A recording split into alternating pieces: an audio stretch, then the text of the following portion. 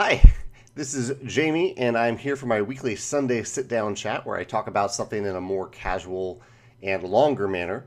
And today I thought I'd talk about sports games, tabletop games that deal with sports, and largely maybe why they don't work, why they haven't been more popular. This comes to mind for a couple reasons. One, the World Cup's happening right now. I'm a big soccer fan, so I've really been enjoying the World Cup. And two, um, right now there is a game on Kickstarter from our German partner company. It isn't associated with the game isn't associated with Stonemaier Games, but the partner Forland is, and they have a soccer game on Kickstarter that's not doing well at all. It's not going to fund, and it reminded me of another game that Artana did or tried to fund. I think it was probably for the last World Cup, maybe the Euro Cup 2 years ago, where they tried to fund a soccer themed game around that time.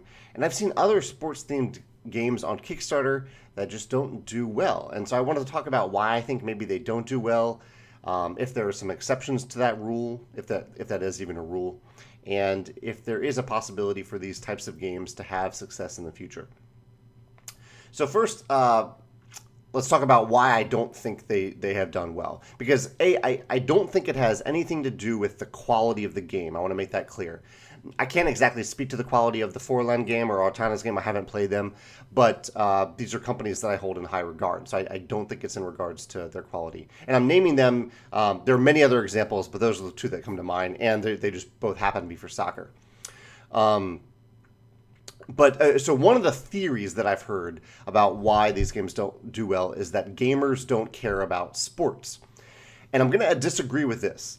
There's some other theories that I think might hold some truth, but while I think there is some truth to people who don't care about sports, I don't think it necessarily relates to gamers. In fact, I might say that I think gamers might be slightly more likely to care about sports. I know we joke about things like sports ball. There's like even in my gaming group, there are people who definitely don't care about sports and they pretend to know nothing about sports, even though they know a little bit. But I think gamers like rules, and sports are all about rules. I looked up the NFL, the National Football Association, their rule book. I looked it up this past year. It's like 100 pages. They have a full rule book for all the rules in the NFL. So and for many other reasons, I guess I just don't think this is the reason.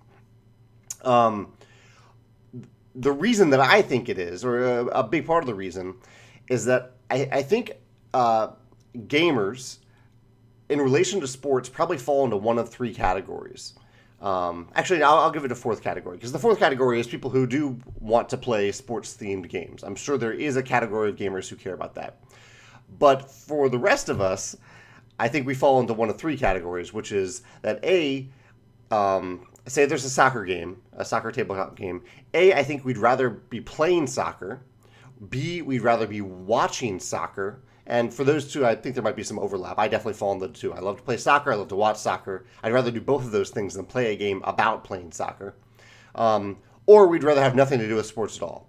So it's either one, you care about sports and you want to play a sports-themed tabletop game. You'd rather be playing that game. You'd rather be watching that game. Or you just don't care at all about sports or sports in the games. So I think it with that breakdown, I think the number of people who especially those first two, that you'd rather be playing the sport or watching it, I think that's probably a pretty big category. And I don't think that has anything necessarily to do specifically with the sports-themed games, but it's more like a reminder when I see that there's a soccer game out there. It makes me either want to play soccer or watch soccer. It doesn't make me want to play the game about playing soccer. So that's my take. I'm very curious to hear your thoughts in the comments. I know it'll be tough to make generalizations here, so maybe speak to how you feel, and feel free to then throw out a theory if you want. So let's talk about a few exceptions, because this is a generalization. There are some exceptions, and I think racing games are one key exception. And we'll talk about this more in a second, as I theorize about why racing games work. But I have some here on my shelf, games that I love. Camel Up. In real life, I don't even know if there is camel racing, and I certainly don't care about it, but I love Camel Up. This is another weird thing, goes into my original theory, because Downforce is a wonderful game about racing cars. in real life, I don't care about racing cars at all. I barely think it's a sport, but I love downforce. So I wonder if this is playing into my theory a little bit about that you'd rather be playing, or for the sports that you actually care about, you'd rather be playing or watching them. But maybe for other sports, things that I don't care about, I'm okay playing a game about them because I don't want to watch racing and I don't want to actually get in the car and race. But if I can simulate in this game, it's fascinating, it's good, it's fun. The other examples are Blood Bowl. Blood Bowl is both a miniatures game and a card game. I've played the card game version once. And what Blood Bowl, I think, does well is it takes essentially the sport of football, American football, and combines it with full-on fantasy. So it takes orcs and elves and all these fantasy races and puts them into football. I think the football part of the game isn't all that important, although it does fit well with the mechanisms in the game. But I think what may draw gamers into it is that fantasy theme. Actually, since I'm talking about why I think that works, so I think that's an interesting intersection. It's a fusion of themes there that makes it work. With Camel Up and Downforce, I'm trying to think if there's any other reasons why I think this might work. I think part of it is just that racing works well as a mechanism and as a theme for gaming. We are familiar with the concept of racing games, even if it's not an actual race. Like Euphoria is a racing game. You're racing to get your 10th star on the board, but it's not a racing game where you're like racing around a track. So I think there is already that established idea of games where you're racing to reach a certain goal and be the first one to reach it. And it happens to fit very well with the theme of racing cars or racing camels or whatever you're racing. That theme intersects really well with the mechanism. So I think that maybe that's why that's an exception to the sports game rule that I'm talking about today. The other one, and this is the weirdest one, and I haven't played it, is Baseball Highlights. I believe it's 2049, whatever the year is in Baseball Highlights. I'll try to find it here while I'm talking.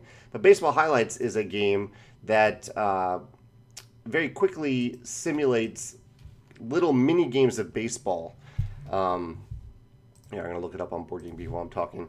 Baseball Highlights. And so it simulates this little game, and similar to Blood Bowl, it brings in a secondary theme that I think helps it. It brings in a little bit of a sci-fi here. 2049 and 2045, not 2049.